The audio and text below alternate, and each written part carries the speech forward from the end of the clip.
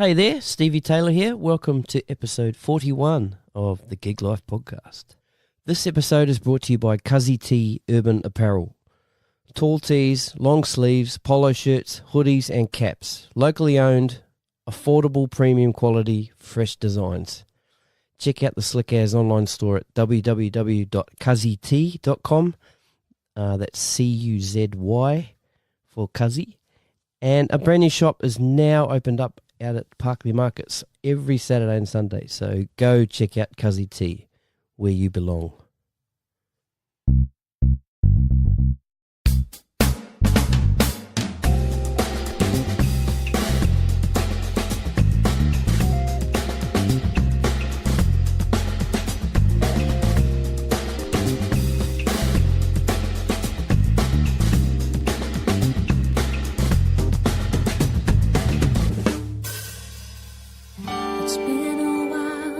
I got on this train, and some things never seem to change. These tracks I'm taking on this journey of mine, riding through the night till the morning sunrise. My guest today is Joe Elms, singer, songwriter, guitarist, pianist, and music teacher. Jo was born in the UK. She grew up in Christchurch, New Zealand, before moving to Sydney in the late 90s. This multi-award winner has gone on to sing with Rick Price, Glenn Shorrock, Tina Arena, Mark Williams, Margaret Earlitz, Julie Anthony, Steve Clisby, Dame Edna Everage, which is really cool. It's a cool story, so listen out for that one. Jo released her first EP in 2014, and she is currently putting the final touches on her new EP, which will be out later this year, so looking forward to hearing that. I've been looking forward to meeting Jo for a while, so it was cool to sit down and have a chat. I hope you enjoy it as much as I did. Ladies and gentlemen, put your hands together for Jo Elms. Cheers. To a place I belong. Midnight Express, I'm coming home, and here I am, and all I have is right here in my hands. Well, I think we're rolling. Are we? Okay, you got me there? Got you there. there. Great. Jo Elms, Woo. welcome to the Gig Life Podcast. Thank you for having me. Thank you. Thank you for having me back. Oh, sorry, I say back to this place because I've been here before when I interviewed Victor. That's right. Victor Rounds, and he's your husband. He is. For the people that don't know. Yeah. Yeah, cool. And he's off in Fiji at the moment. He is. Yeah. Yes, enjoying the Fijian island life and the sunshine. Yeah, nice one. Well, we're stuck back in lucky here for in some, eh? Sydney. Yep. Yeah. So I noticed on your Facebook today you're recording vocals for your new EP. So you've got a new EP coming out? I have. It's been a long time since I've recorded any of my own material. I think the last time I released an EP was like 2013, I think. So, or maybe 2014. So it's been a little while. And we started off with these tracks about 6 weeks ago. We went into Hercules Studio in Surrey Hills. The band is Victor Rounds, of course. Sam McNally. You'd get in trouble if there's another bass player, eh? Yeah, I would. Sam McNally on piano and Hamish Stewart on drums, and we actually just tracked the trio live. Right. I did a guide vocal, and then we're in the process now of putting down vocals that aren't a guide vocal. Right. And other instrumentation. And I must say, after being in the studio today and singing and listening to the tracks, they're sounding really fantastic. So I'm pretty excited. Yeah, that's cool. And I wonder how much of the live tracking stuff still goes on these days. Yeah, I don't know. I mean, like I said, it's been a while for me since I've recorded anything, and the only time I've ever tracked live would have been back in some days in New Zealand, which we'll get to. Yep. But then coming into this EP, it was actually the producer, Ash McLeod, who suggested, he said, look, why don't we try, if this is the kind of vibe that you want to go for, then why don't we try tracking it live? And it's just been the best thing, you know. It sounds like a band playing live together because it is. Yeah, and did you rehearse the songs much? Actually, no, we didn't rehearse at all. I mean, I sent the guys some demo tracks of the songs. We're doing a cover of a beautiful song. It's actually one of my all-time favourite songs, Wichita Lineman, that was made famous by Glenn Campbell. And written by Jimmy Webb.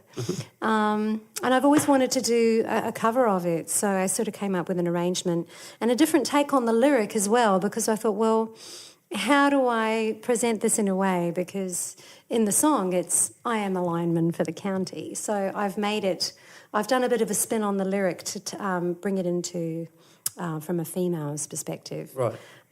Which I think was kind of cool, actually. Yeah. So, yeah, we'll see what people think. Yeah, good. I heard a snippet of that song you were singing today on your Facebook. Oh, Tell Me When? Yeah. Yeah, man, sounds awesome. Thank you. Yeah. Thank And you.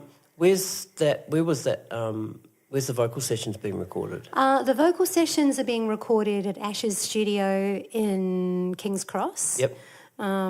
He's got a studio there. So, yeah, that's where we're doing the vocals. The guitars were recorded in London. We had a really great guitarist friend of ours, Johnson J, lay there. So the guitars were the only thing that was done remotely. So, yeah, everything else is being done live in the studio. So Cool. So when you recorded the guitars, were you part of the session via a Skype type thing, or he just recorded and sent them back, that kind of vibe? No, yeah, because, I mean, we know Jay and we love his work, and I mean, he's such an incredible guitarist. He's also a songwriter and an artist in his own right as well. And the work that he's been doing in London is just, you know, I mean, he's sort of been working with the best of the best.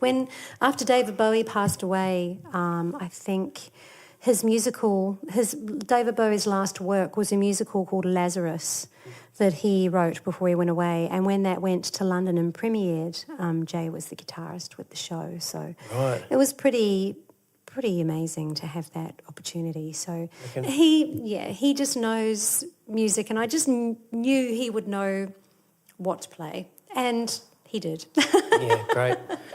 So have you got an idea of a release date? It's hard to... I mean, we'll have these 3 tracks finished probably within the next month, but then I don't know when we'll get around to doing the other 2, or possibly 3, because Victor and I are off to London in June again. We're touring with My Leonard Cohen, the show that we've been with for the last few years. Right. So we toured the UK through summer, British summer, with that show last year, and we're touring again this summer, all through June actually. And then I've got a couple of other shows, like a Pizza Express gig on July the 16th in London. So, look, I'll definitely have the 3 new tracks ready, but, it probably might not be till about October, November, I'd say, because we're in London for 2.5 months, so we go beginning of June and don't get back till, like, mid-August. Right. So it's a big chunk in the middle of the year gone, Yep. So, still pretty cool stuff to be doing in that chunk. Hey. Very, very, very cool stuff. Yep. And, I'm so fortunate. I mean, I was born in England. So I've been coming and going to London and coming back to this side of the world to work for quite a few years now. So, and it's also going to be interesting to see if Brexit does go ahead. Yeah, what's going on there? I don't know, Oh, man. So, they need Jacinda Ardern to go over there and just... Oh, look, it's, I don't know, we better not talk politics. Yeah, because we'll be here. I was kind of thinking that on the way in too. Yeah. But I don't really talk politics. Yeah, look, I mean, the great thing about London is that no matter what has happened in the past, I mean, London has a great music and artistic scene. It always has. So, I don't think there's much that's going to change about that line of work. The only thing that it possibly may affect, and nobody knows yet if it will or won't, but if Brexit does go ahead, it could affect how British touring musicians work in Europe. If they get to go on tours with artists, what will happen? Do they have to get working visas and stuff like that? Yeah. But I mean, even if that happens, look. So how does it work now? Just if you're a British citizen, you can just go. Yeah. Yep. Of Kind of like Australia to New Zealand and New Zealand to Australia type thing. Absolutely, yeah, Right. yeah. So it's a bit like that. So Right. look, Brexit may or may not change that, but like I said, nobody knows at this stage, and I think that's the thing that's causing so much fear in people. It's that whole fear of uncertainty. Yeah, of course. You know, nobody knows what's being discussed, what deals are being made. You know, and if it's one thing us human beings like, it's certainty. Yeah, for sure. Even though life just doesn't work that way. Well, we pay taxes, so that's a certainty. Oh, it sure is. Yeah, absolutely. Cool. Okay. Well, let's roll back now. So you said you're born in England. Mm-hmm.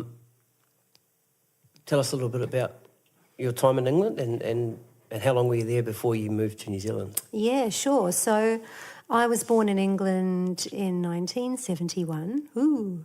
And when I was 3 years old, my parents made the decision to migrate to Christchurch, New Zealand, which when I think about what Christchurch was like at the time, you know, boy, they were going from a huge established city to little old Christchurch. And particularly in the suburb Horswell, where I grew up in Christchurch, it was like a country town. There was just nothing there, you know. Right. There was like a library and a hairdresser and a grocery store and a school, and that's kind of about it. Totally different now. So how far out of the main centre was that? Oh, Horswell?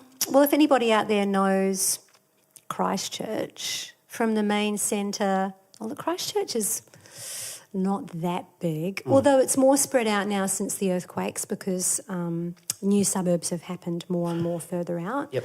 But from the city centre, I don't know, it's about 25 minutes in no traffic. Yep. So it's, you know, it's in a pretty much a straight line as the crow flies too. Yeah, gotcha. Yep. Yeah. So I was 3 when my parents moved over there, and I think they were looking for, I mean, they owned their own home in England, but I think it was just more of a land of opportunity, and I think Mum and Dad were pretty sort of dissatisfied with what was going on with the Thatcher government and things like that. So, yeah, they made the move to pack up the family, and at that stage it was only myself and my older brother John, and my younger brother and sister who are still back in Christchurch. They were born once we moved over there. Okay. So it was just, Mum and Dad and my brother and I. So huge changes. I mean, I can't really remember much about it. I was so young. And, you know, and I can't, you know, sometimes it's really weird because you think, wow, I wonder what my life would have been like and what I'd be doing with my music had I grown up in England. But then in hindsight, now I'm older, I'm so glad that my mum and dad did that because I have so many opportunities. I have dual citizenship. Yep. You know, because I'm a New Zealand citizen, as you say, you know, we can live and work in Australia. Mm-hmm. So really, it actually gave me the best of both worlds, and I'm really grateful for that. Right. So was Mum and Dad musicians? No. Okay. Well, funnily enough, I mean, all my brothers and sisters are musicians. My brother John's a great singer. We work together a lot. My sister is a really amazing singer-songwriter, musician, so talented. And my younger brother's also plays bass and sings and plays guitar. So we're all very musical, but Mum and Dad, while Mum and Dad weren't musical themselves, they had really great taste in music, and they recognised at a really young age that we had talent, you know. Excuse me. My older brother and I were always singing in school choirs and things like that. And sorry, so it was always. I was just going to get a glass of water. Yeah, right. I've had a bit of a cold, so. No, sweet as. Has it always been singing? To start with, sorry, because you play guitar. Yeah, I do. And Yeah, stuff I do play guitar and piano, Yep. but Mm-hmm. yeah, it started off singing. John, my brother, had guitar lessons, but John and I got into like music theatre quite young. So that was what we sort of started off doing, music theatre in Christchurch, which was pretty old-fashioned at the time when I think of it. So it was a mixture of that, singing in school choirs, and like we used to get picked to do a lot of special things with our music. And so, I think Mum and Dad realised, pretty early on in the piece that we were all pretty musical. We were always singing ads off the television, doing stupid voices, and it was just there, Mm-hmm. So that they really encouraged that and got us into it. Although they didn't have much money, at the time, the school really did offer sort of quite a good music program. So we were always involved in that, school productions. So that's kind of where it started in Christchurch, really. Yeah. What were the musical influences? Who were you listening to and sort of wanting to be like? Oh man, I've told the story to quite a few of my friends. Victor's heard it so many times, but my dad has really great taste in music, and has an amazing vinyl collection, and was just always listening to really hip stuff.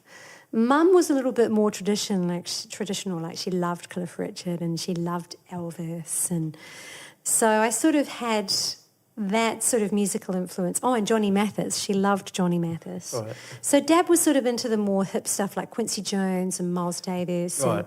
And, when Off the Wall came out, Michael Jackson. Like really, really good musical influence. And so I used to, when I was about 14... I used to bunk off school when no one was home. I knew the house would be empty. And at our home, we had one of those toilet windows with the slate glass plates you could... Yep, you just pull them out. Yep, Slide them back get in. up on the ladder. Yep, we had those. Grief, man, I'm so glad I never came a cropper. But I used to, break into my own house, and my dad had a really good hi-fi stereo system, P-Y-E, for anyone who remembers those. Yep. And I just used to pull out his vinyl collection and just go for it. And I used to, that's how, I wouldn't bunk off school to do anything except my own musical investigation. Yeah.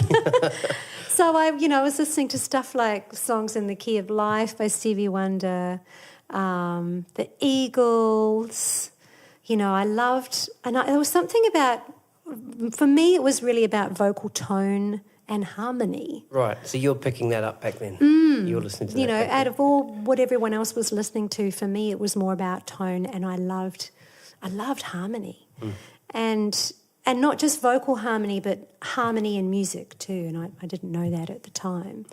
That was some of my really big musical influences.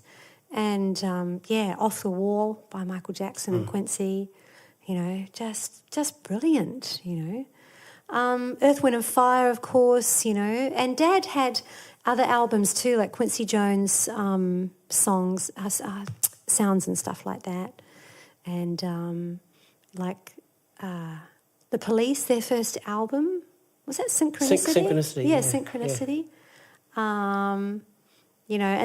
And then because there's only a couple of years between my older brother and I, then he was really starting to discover music, and he was listening to things like Queen, right. and Pink Floyd, and Vangelis, actually, and stuff like this. So we sort of, to some extent, really still liked the British musical influences as well, like especially the sort of synth, like the big Emerson, Lake and Palmer and stuff like that, like the real big synth stuff that came out. And Dad, I remember where we moved to, we never had stereo radio in New Zealand, in Christchurch, and everything was Dolby. Dolby. No, it was Dolby Stereo when it came in, but so everything was AM.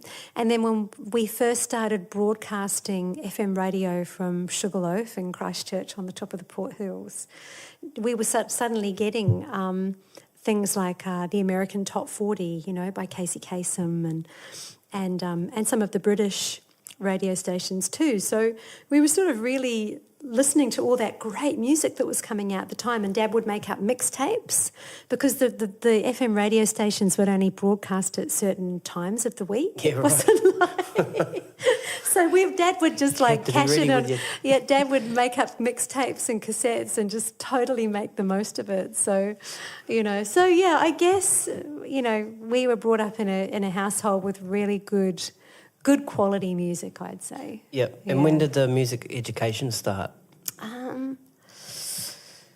Probably even when I was at primary school, I was still doing choir and stuff like that. Okay. But when I started high school or, secondary school, I know that New Zealand and what we call those school grades in New Zealand is really different. So probably year 10, I'd say, year 9, 10. I started taking music at school. Is that like fourth form, fifth form? Yeah. Or actually even earlier than that, fourth form probably. Yeah, fourth form.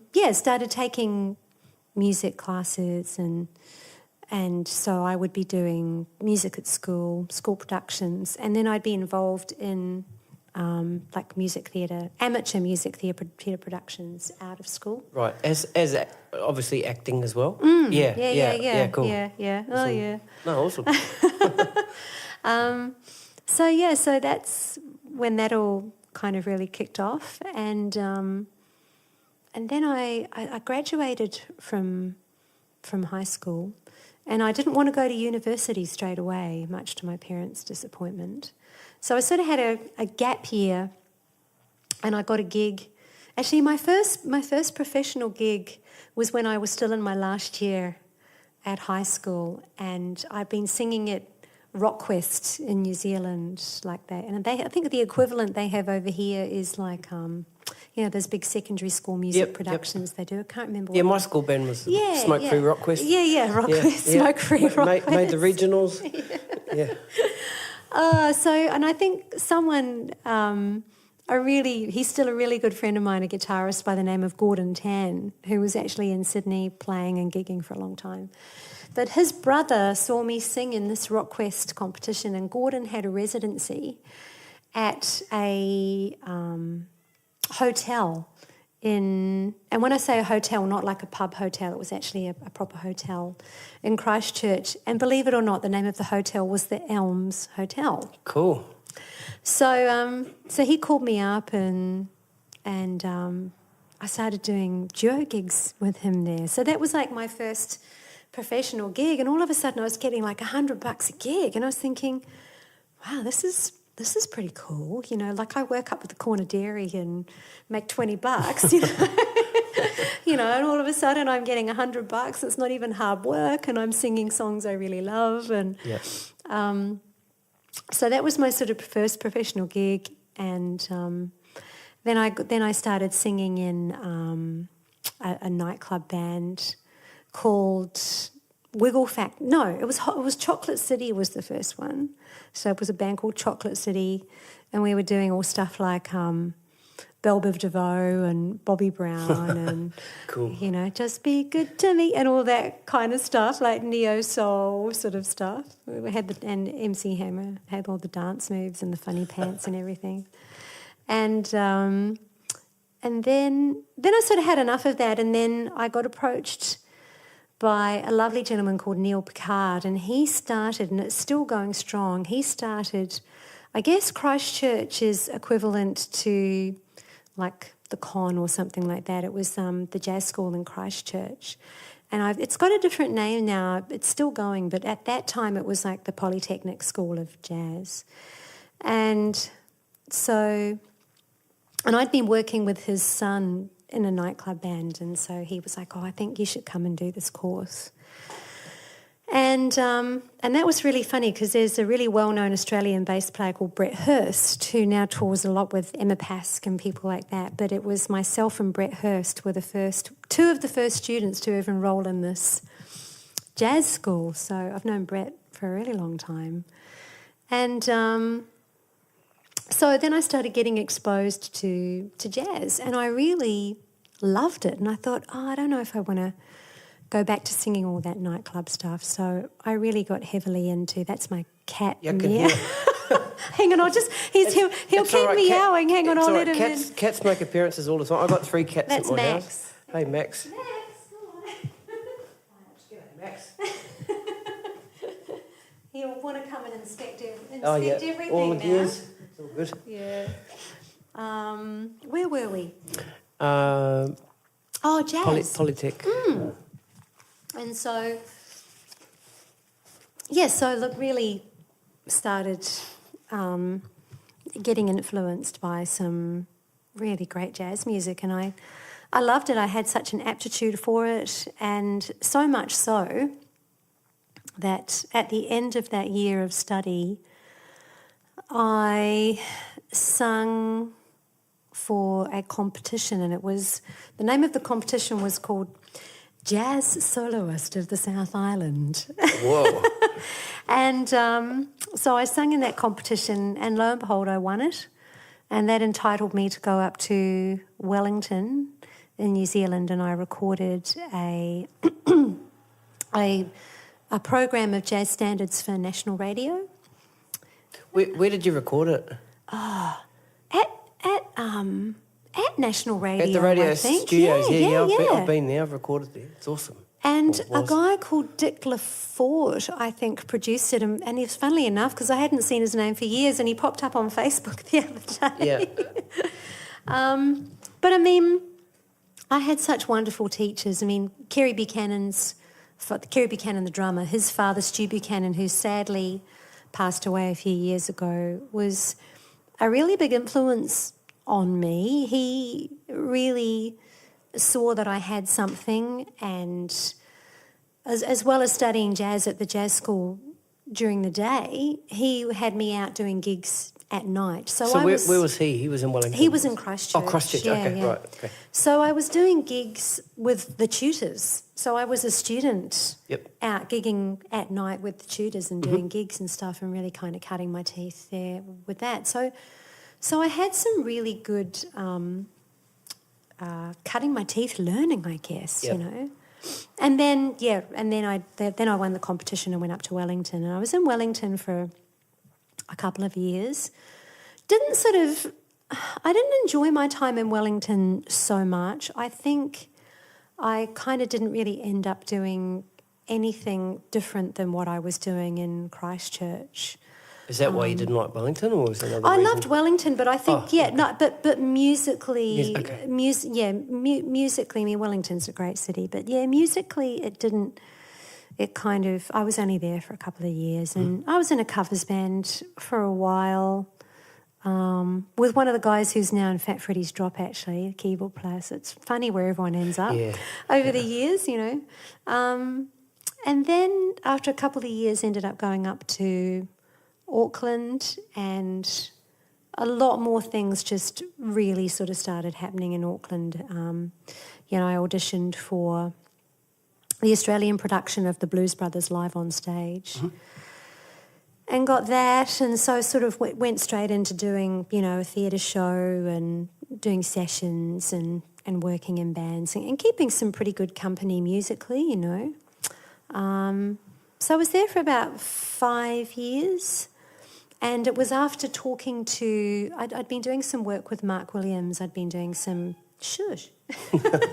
I'd been doing some gigs and some backing vocals with Mark, and he was just kind of like, you really, if you want to go further with your music, I think you really need to get out of New Zealand. So Mark Williams' solo career was kicking on then, was it? Yeah, I mean, he'd had huge success. Is it Show No Mercy type era? He'd had huge success with that, and I mean, they love him in New Zealand. He's a national treasure. Yep.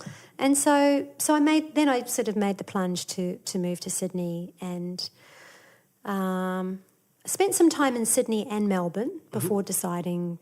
And the reason I think why I picked Sydney at the time, I just knew more people, and it seemed to be, because of that, a little bit easier to sort of get my foot in the door to a few things, Still wasn't easy. I mean, I was still doing waitressing and working for hospitality agencies and all the rest of that fun stuff, you know. Right.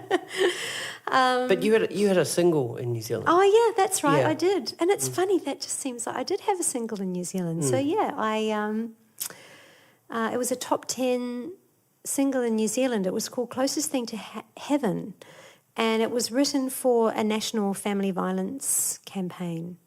So it was a good song, actually, and had a really good message. And that was released through Warner Brothers. Was it written for the campaign? Yes. Okay, yep, specifically for that. It was written for the campaign. Yep. And, look, there was a video released with it and everything. So, but it's funny, isn't it? You know, like, and I think record companies sort of always want to, if they can't sort of work out where they should put you. And I think that was sort of what was happening to me. It was kind of like, okay, well, where, what category do you fit into and what do we do with you kind of thing. So when I came over to Sydney, based on the success of the single, I had some meetings with execs and stuff, but, it kind of really didn't go anywhere. Yeah. Which is fine, So I just stayed doing what I do. But, I've probably skimmed over a lot of stuff because, I'm 47 going on 48 now and, it's been a pretty wild ride and I've done lots of really amazing things and worked with some really incredible people, and that's just the Australia and the New Zealand component of things, let alone London, Yep. So, yeah. Yep. Well, let's get into the Sydney stuff then. So what was the first musical thing you did once you sort of touched down in Sydney? Do you remember? I think I was just doing... Did you have something to come to? Did you know where you were going to be playing or a band or anything? Or? No, Okay. nothing like that. It was just make the move, I moved over here with my partner at the time, who was also a musician. So, luckily because of that, we did a lot of duo work together. So we were pretty much a sort of self-sufficient unit.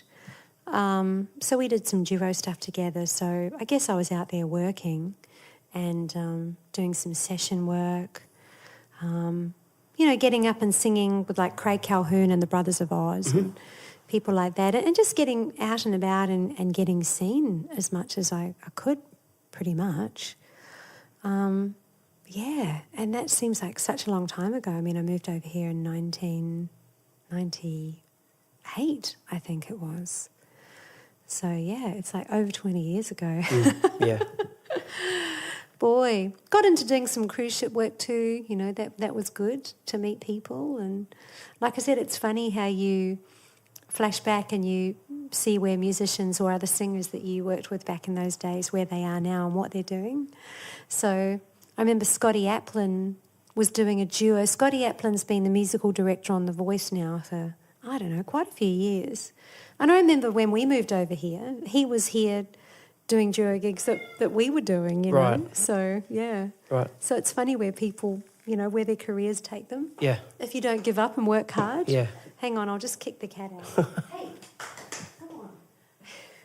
Still jazz at this stage? Oh, no, sort of doing a little bit of everything, really. Yep. I was What was the jazz scene like in Sydney?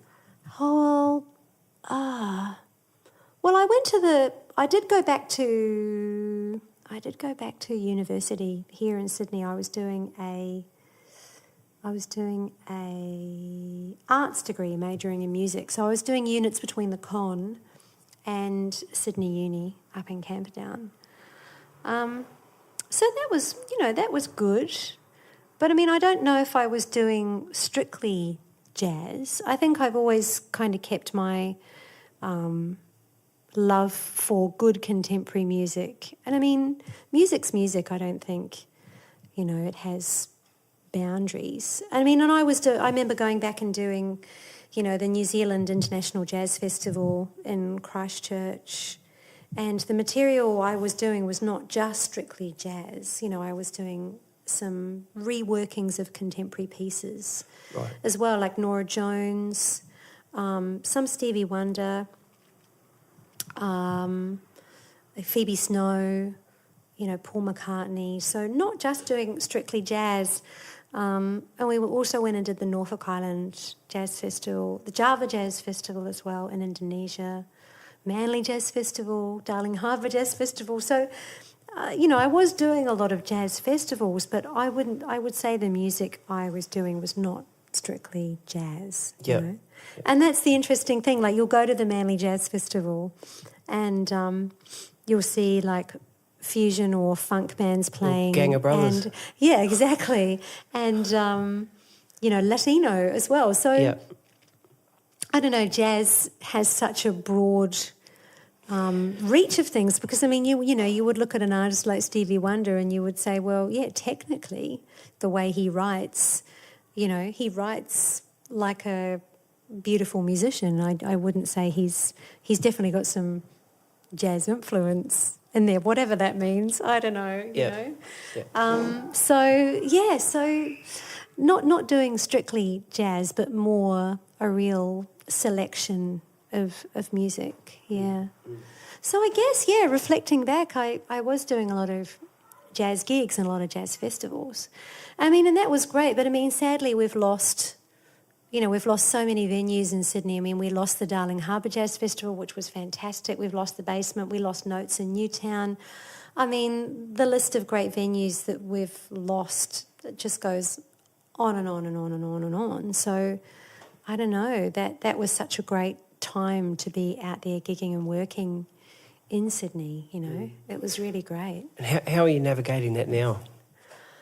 Those venues not there. Well, You got to make it work for yourself. Yeah, and luckily for me, I'm doing a lot of shows. The funny thing is, the one thing that sort of is keeping music going in New South Wales are the clubs, because they have great auditoriums. They have more often than not great production, and if it wasn't for the clubs, I don't know where these people would be playing and putting on shows and doing what they're doing. People like Doug Parkinson and, the list goes on and on and on.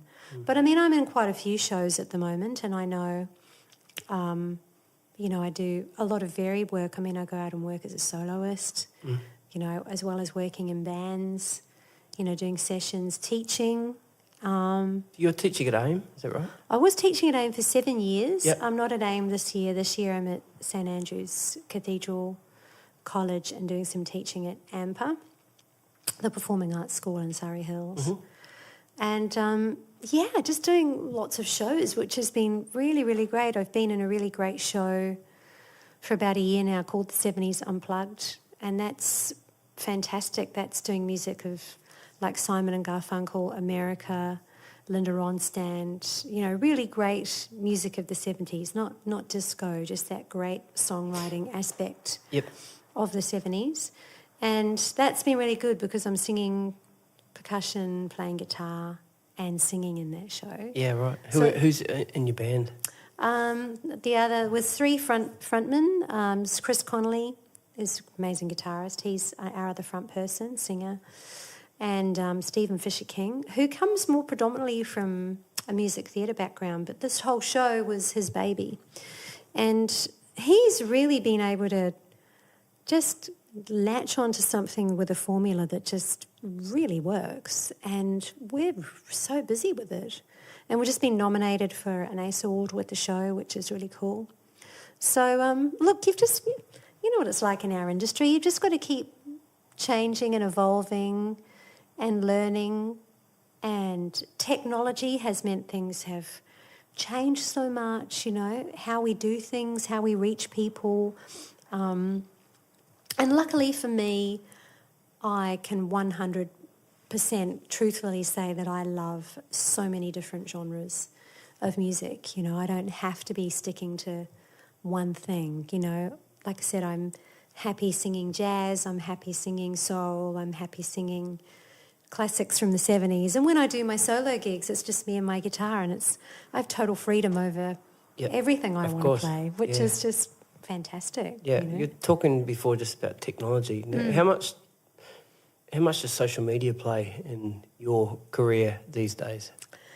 Look, I probably could be more savvy.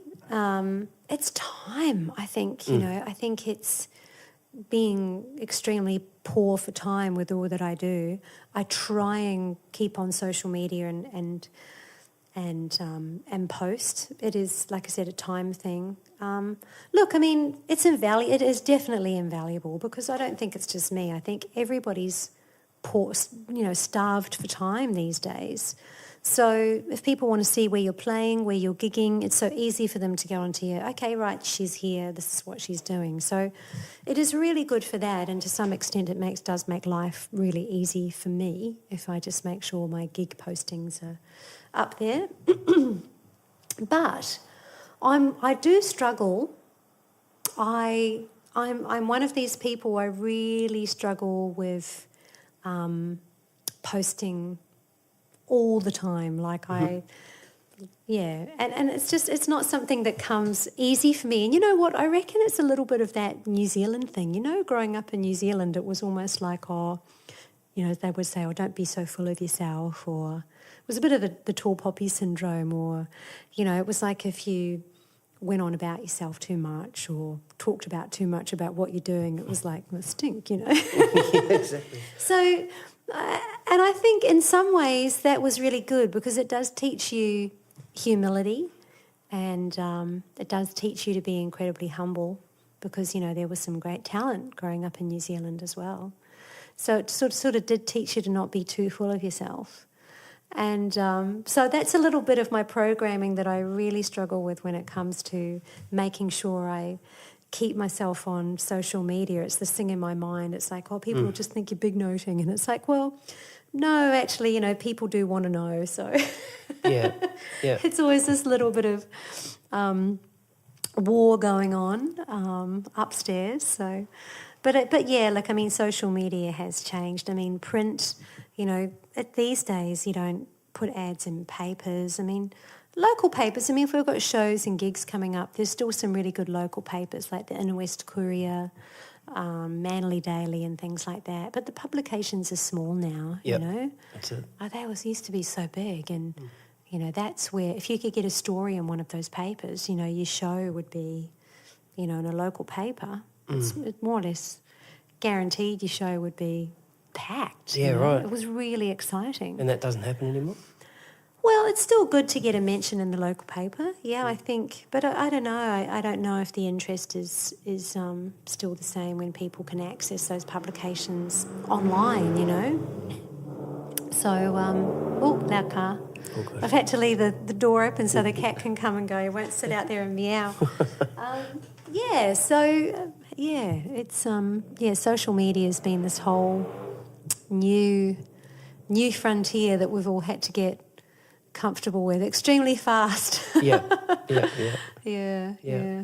Now you've backed some pretty big Australian artists like Rick Price and Glenn Shorrock, Tino Arena, and you spoke of Mark Williams, Margaret Ehrlich. Were they tours, or were they just shows where they've come to town and you've got the call to come in and sing for them? Or I think Tina Arena was when her album Don't Ask was just released, and she was coming to New Zealand to do like a one-off industry showcase at the Aotea Centre in Auckland. So I worked with Tina. She was great. She was really, really lovely, just so down to earth. So did backing vocals for her. And it was really interesting. I bumped into her at a gathering about a year ago, actually, and I looked at her and I said, "Do you remember me?" Oh my goodness, it was so funny. It was we had a bit of a chat. What did she say? Oh yeah, of course. She sort of looked at me, and I went, New Zealand. I said, I don't know, it's got to be like over 20 years ago. And then she did remember. Oh, so, great. Yeah. Awesome. Yeah. So, so that was really nice. Mark was always back in New Zealand, although I did work a bit with Mark before he joined Dragon, doing some gigs with Brothers of Oz and things like that. So Mark sang with Brothers of Oz? I didn't know that. Yeah, he did some gigs with Craig, Brothers Brothers of Oz. And then people like Rick Price and Glenn Shorrock. I used to do the Twilight series concerts over at Taronga quite a lot. Did a load of those actually with Barry Leaf and, like a massive super band that they had together, which was fantastic. And who was that? That was Victor, of course, Barry, Rex Go, Paul Burton on guitars, Kemi Tupaya, Gary Steele on keys, like just fantastic band. Myself and Kim Hart were doing VVs. So that was working a lot for those shows. So I probably did those shows like 3 years in a row. And then I did another one that CC Entertainment put on, Joseph Calderazzo. So they were fantastic. Great shows, great atmosphere. I haven't done one for a while, but yeah, really, really good vibe. Cool. And how did you get involved into teaching? I'd been living in England, so I came back from England in 2012, which will, fast forwarded a bit there. But we'll go back to that in a minute. But I came back from London, and I was only supposed to be back in Sydney for a short time. I was only coming back for like a month's holiday, and then going back to London via New York, actually, because I had a gig booked in New York, and everything was kind of all going great in London. And then while I was back here, my mum at the time got diagnosed with cancer, breast cancer.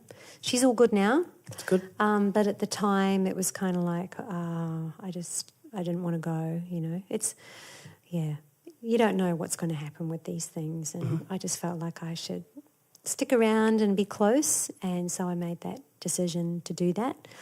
And Mum was in Sydney at the time because she'd come over here to see another surgeon to get a second opinion. And I just made the decision that, it's better to be closer to Mum. So I was looking for work because, in Sydney, everything gets booked so far in advance with gigs and shows. And because my life was to go back to England, I really didn't have anything lined up here. Right. And I was on a gig with a great drummer called Dave Plenty. And I was called into depth for someone. And I was just talking to Dave and telling him the predicament that I was in, and he was teaching at AIM at the time. And he said, they're actually looking for another vocal teacher at AIM. Are you interested? And I said, hell yeah. So I kind of got into it by mistake, really. It wasn't something that I planned. And then I ended up being there for 7 years, because also while I was back in Sydney at that time, my relationship with Victor had started as well.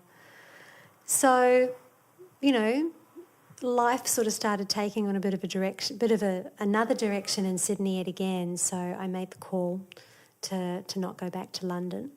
But I've managed to find a really good compromise because I sort of go back to London once a year anyway and spend a few months over there and work and, And even Victor, despite the fact he doesn't like the cold, he had a really great time over there with me last year. Yep. So much so that he actually sort of said, if you wanted to move to London, I'd be into that. I'd give it a go. Right. Okay, let's something to think about. Something to think about. Yeah. They love Victor over there. I mean, right. Because he's such a great musician, but he's also got the fact that he can sing as well, and he just goes over there, and everybody wants to book him, and they're like, "When are you coming back?" That's so cool. they love him over there. They really do, and he's got such a good attitude and a good vibe too. That really counts for a lot. Yep. So yeah. Cool. So that's sort of how I got into teaching, and it's good. I find sometimes finding the balance between. I'm one of these people who finds it very hard to say no, so I find it quite hard to put those boundaries, and sometimes I find I can end up taking on more teaching than I actually want. Right. But I've managed to sort of get that down this year, a little bit to a bit more of a manageable amount. Okay, so no. So at AIM, are you teaching one-on-one or are you teaching classes? Well, I was. I'm not at AIM this year. Oh, sorry, but- when you're at AIM, yeah. Yeah, that was huge. I was sort of doing one-on-ones. I was doing ensemble, Yep. master classes, concert practice. Boy, it was amazing. Full on. Yeah, and you know, you don't know what skills you've got until you start doing that kind of teaching at that level. And actually, I was talking to another teacher who used to teach at AIM too, Michael Bartolome's wife, Cassie. We were having a conversation on the phone last week and we were both saying, wow, you know, that time that we spent at AIM really taught us a lot as teachers, you know, because we had to be across so much that we were really learning as well. We had that's it. That's a big thing with teaching. I found that too when I was teaching drums. And it was a similar sort of thing. I got presented to me and I'm like, well, I've never taught before. And it's like, oh man, if I'm going to teach these kids, I need to know what I'm doing. Yeah, So for sure. You've got to go away, reteach yourself, make sure you know it properly and on a level that you probably hadn't learnt it before, you know. Yeah, it's a good thing. Well, I think we were talking that at the beginning of the interview. It's that whole thing of you want to be authentic. I don't want to be pretending to teach what I can't do or what I don't know. And there's a lot of that goes on. I only want to really teach what it is I can do and what I really know. Yep. You know, be authentic. Yep. I mean, before I taught at AIM, I didn't know solfege, so I had to get solfege down pretty quick. You know, so I would be going, you know, getting home from teaching, getting on my piano, going to bed, I don't know, like 1 a.m, getting it up at 6, going through it all again before being ready for a 9 o'clock start. Yeah. You know, going really hard. Yeah, that's putting a lot of pressure on yourself. You know, but it's been good, and now, you know, I'm teaching at a few different places across Sydney, you know, because AIM's changed a lot with their criteria and things, so and everything changes. Cool. Yeah. Now, we did skip forward a little bit. You went, after being in Sydney for a while, you went over to London.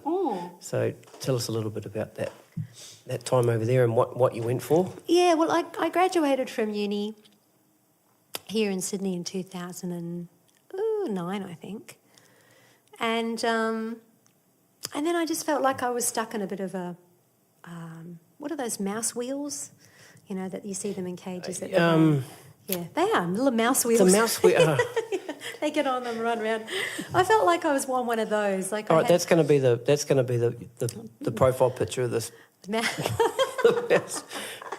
The mouse. I felt like I was on that endless wheel, just going round and round and round and round. And I had a lot of work on, but at the same time, I kind of felt like I got to a point where I really wasn't going anywhere. You know, I thought, look, I can be doing what I'm doing for the rest of my life, but I want more, and I want to experience more. I don't want to get stuck just doing this, you know. And so I thought, right. So 2010, I went to England via China. I'd been doing some work with Sam McNally in China, actually. I'd done a few contracts with Sam in China. And Austrade. What were those contracts for? Just singing. In hotels. Yeah, hotels, clubs. That kind of thing, Yep, and just the two of us, duo mode, guitar, vocal and piano. It was great. We had really great time together. And then there was this organisation called Austrade. I don't know if they're still going, actually. They were a faculty of the government, and it was to dealing with relationships between Asia and Australia, and they would do these like trade fairs, you know. So you didn't do it. I don't think there was any financial gain in it, but you could submit to go and be part of these trade fairs and perform, and it was really good because you did meet a lot of people and get seen by a lot of people. So we agreed that we would do that with another really lovely singer friend of ours from New Zealand called Susie Lynch. She was Cat Stevens' backing vocalist and vocal group leader for years, along with Joy Yates, actually, in London. So, So for Sam, Susie and I decided that we'd go and be part of this Austrade thing. So I was away for about 4 months, actually, because we went and did the Austrade trade fair, and then I went to the UK. Spent a lot of time there and just travelled around France and Italy and then back to UK and then back home. And I was doing some gigs in London and everything, and I just thought, right, it's time to go back over and set up shop a little bit more permanently, which I did. So I came back, and then in 2011 I went over to London, and it was great. Like it was hard work, but you know, I've never been afraid of a bit of hard work. It doesn't bother me at all. And I know that things don't happen overnight. You've really got to get in and cut your teeth and take a big slice of humble pie and get ready to start at the bottom and work your way up again. Yep.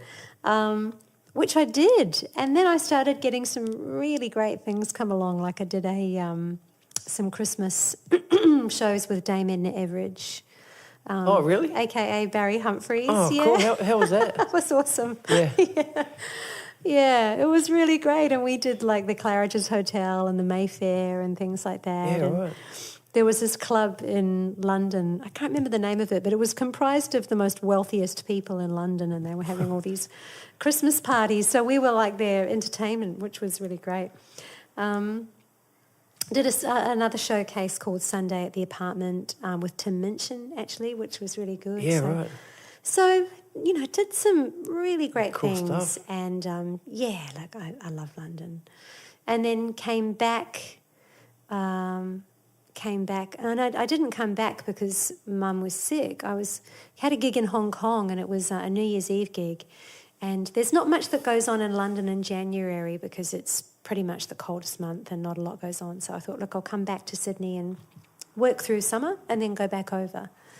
So, so that was the plan. But then, like as I've already said, things changed when Mum got her diagnosis. So, but then, as I was saying before, you know, it's funny how everything works out, because I'm a great believer that if you want change in life, you've really got to be prepared to stand on some pretty uncertain ground. Like we were talking, it's funny, us humans, you know, there's a part of us that loves certainty, but life just doesn't give you certainty. Yep.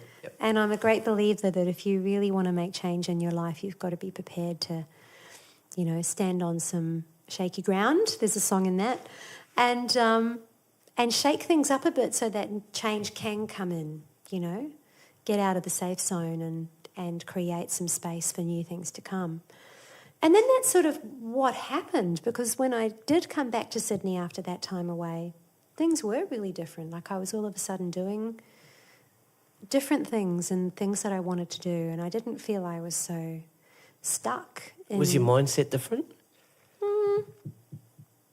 Did you know at the time you were seeking that change? Yeah, my mindset at the time was really confused because, of course, you know, when a family member gets... of course. You know, a diagnosis like that, you know, your mindset's really traumatised.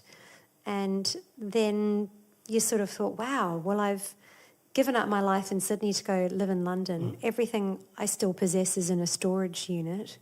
So I have no home. I've got no work lined up. And then things just fell into place and, you know, worked out, you know. With me looking for things to change. Of course, you know, it doesn't just drop out of the sky. No. And like I said, now it's great that I have Victor in my life, and when we do work together and travel together as a unit, that's really amazing too. It's amazing to have that connection and have a person that you not only share your life with, but then you can travel and take on those musical opportunities together. And I think the great thing about Victor and I is that we are fiercely independent. I mean, we have our own careers and we have our own established lives. So it's nice when we come together to collaborate. Yeah. And then it's nice that we go and do our own thing. Yeah. And I think that's a really healthy, healthy way to be. So how much are you playing in bands together or shows? Victor sometimes plays in the 70s Unplugged show. Yep. And then we do the My Leonard Cohen show together. which is really quite something unique and quite special that I don't think either of us have ever done a show quite like it, and we often say that to each other. It's quite unique. So, yeah, we do Leonard Cohen recording together as well. Like when I do my originals, I always want Victor to play. And that's not just because, he's my husband, but, Well, he's one of the best in the business. Well, and there's players, and then there's people who interpret song. Yeah, I know. And it's having those people who can interpret your song and not just go, I'll play it and not hear anything else and just play my part and that's it. Gotcha. And I always liken it to people like Mick Fleetwood. If you look at Mick Fleetwood from Fleetwood Mac, Yep. He didn't play any of that stuff like a drummer. No, not at all. He played the song. Yeah, he plays the song and he accents the vocal. It's just, yes, all of that stuff. And I think, Victor does that because he loves, he loves, both Victor and I have such an eclectic love and taste for music. It's something that we really do have in common. And I think that's quite evident when, you go to record or ask him to play on something because even in the studio today when I was laying down my vocals, there was a few things I hadn't heard before listening back to the track, right, and it's like, oh, wow, far out, yeah, cool. It's just great. And that was happening from all aspects too, like Sam as well as Hamish Stewart. Come on, Yeah, I've never met Hamish. He's on the radar. I'd love to sit with him. Oh, man, you'd have a great chat with Hamish. Oh, cool. Cool. You'd have a really great chat with Hamish. And he's a wonderful interpreter of song. And that's the other thing about Hamish. He's another drummer that, he does a lot of jazz gigs and a lot of jazz work, but his scope of ability of what he plays is so far beyond just jazz, you know. He's a musician, and I guess it comes back to what we were talking about before with, the music that I've sung and performed in my time. It's nowhere near strictly jazz. Yep, cool. Yep, gotcha. So yeah. So that's probably the extent of Victor and I working together. I think. Oh, look, actually, no, we've got a duo gig coming up in a couple of weeks at Balmain. So that's always nice to do a little bit of that together as well. Yeah, great. Just enough. Awesome, yeah, just enough. But like you said, you're able to keep it separate as well, which is awesome. Yeah, and healthy. I think that's really good. Yeah. Now your first EP was 2014, is that right? Yeah. The Right Time. Right. Yeah. Want to talk a bit about that?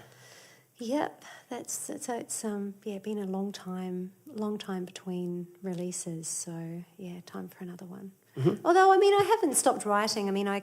I co-wrote a song with Ash, who's producing these tracks, Ash McLeod, and that was on Shannon Knowles' last album. Oh, right. Yeah, that was released a couple of years ago. Mountains to Climb was the song. Mm-hmm. So, yes, we had that on Shannon's album, so that was pretty cool. Now, was that written for Shannon? Well, actually, how does that funnily work? enough, Ash and I wrote it at the time. We wanted to write an anthem for an Australian Idol winner. We thought, okay, whoever wins Australian Idol, those, what these songs are like. Yeah, you gotta live. Yeah, absolutely. Exactly. Yeah. Mountains to Climb. So that's the song.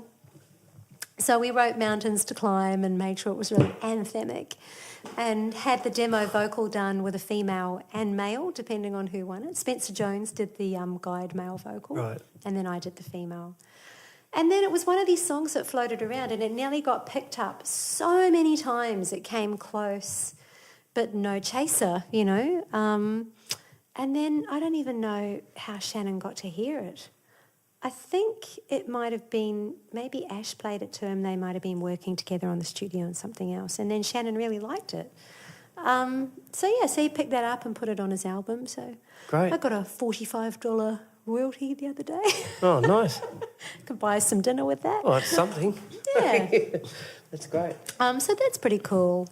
And I guess I'm always writing, but then it's making the time to record and setting that time aside. And I just thought, this year it's got to happen. You know, I've been saying it for so long, and it's just time. So, yeah, it feels really good. Do you have your own sort of recording rig at home?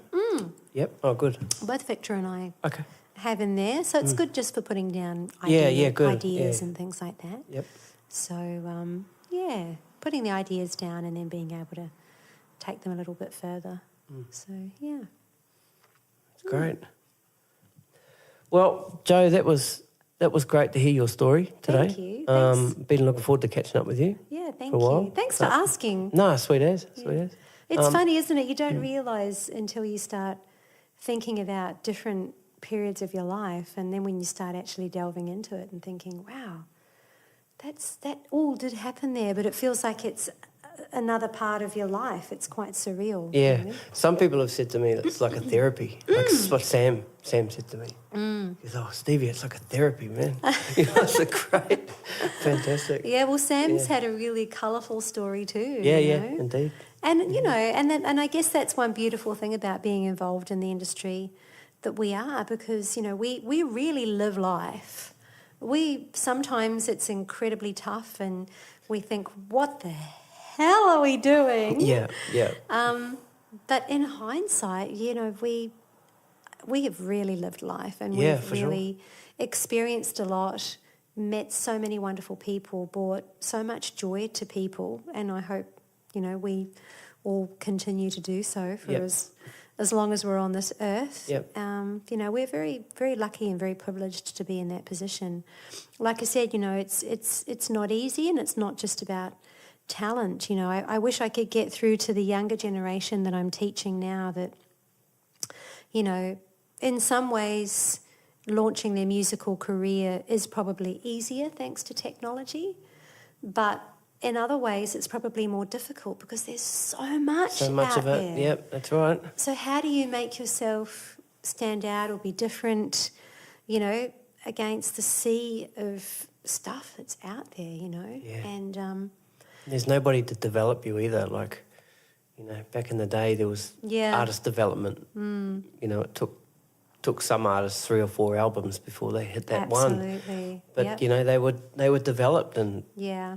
Yeah. Well, you know, these days, you know, I'll teach kids that are petrified to get up in front of a class and sing a song. Right. And yet they'll be YouTube stars and have... Right. And yet, well, it's like, okay, well, that's all very well and good, but are you just going to spend your rest of your life performing in your bedroom? It's not sustainable, is it? You know, you've got to get out there in front of an audience and do things your way and have a good business sense and work hard and practice and have that ethic. That's how anybody gets ahead in life, whether you're a musician or not. Yep. There's actually, Sam and I, going back quite a few years ago now, we're working with an artist called William Crichton. You should check him out. He's just finally really, I wouldn't say hitting the big time, but he's really starting to smash some goals and get some international notoriety and just been picked up in the UK. But I mean, you know, he's a young artist that started off and could have gone in many different directions. I think various people wanted to sign him and make him into, you know, another John Mayer but as Sam was saying to me the other day when we saw Clint, we used to call him William, his recent success on Facebook with what's just happened, and we were like, wow, this is just amazing. And Sam said, yep, he's done it all his way. Right. You know, and there's a lot to be said for that, you know, really sticking to your guns and making sure that you do things your way, because no one else is ever really going to see your vision or hear your vision the way that you do. So you've sort of got to be really true to yourself as well. Yeah. Awesome. That was a great way to finish it up. Oh, thank you. Awesome, Jo. Thanks so much. And, look forward to hearing your EP and your songs later this year. Yeah. And all the best for the rest of the year. Thank you so much, and it's been a real pleasure. Sweet as. Cheers, Jo. Thank you. All right, catch ya.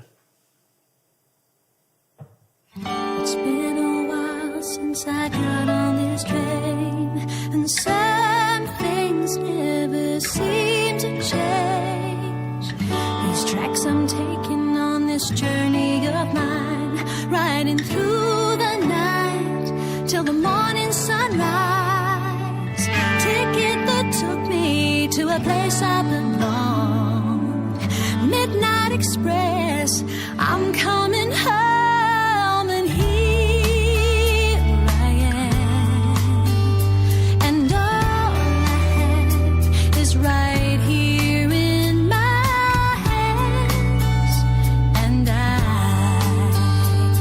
I see things so clear for the first time in years. All the people, the time has changed. The stories told by the lines on their face. And on the streets they remember my name. And through their eyes I'm a child again. A ticket that took me to a place I belong. Midnight Express, I'm coming home, and here I am. And all I have is right here in my hands. And I see things so clear for the first time in years. All the things in life that I've taken for granted have always been here, right in front of my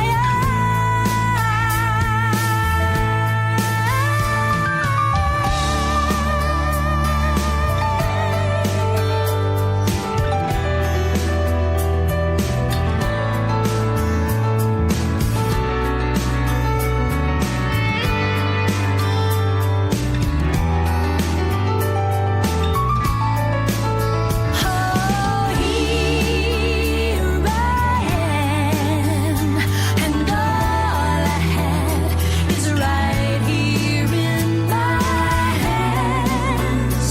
And I see things so clear for the first time in years. Here I am. All I have is right here in my hands. And I see things so clear for the first time.